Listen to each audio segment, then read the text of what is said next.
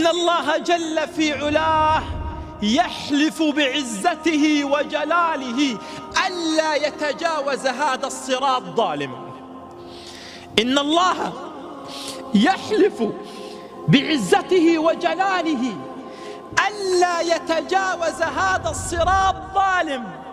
هذا الظالم الذي ظلم الرعية، هذا الظالم الذي ظلم أخواته في حق الميراث، هذا الظالم الذي ظلم جاره، هذا الظالم الذي ظلم عماله، هذا الظالم الذي ظلم من يعملون عنده، هذا الظالم الذي يظلم الناس والأقارب والجيران. ألا علم ذلك؟ أما علم أن الله يحلف بعزته وجلاله ألا يتجاوز الصراط يوم القيامة ظالم؟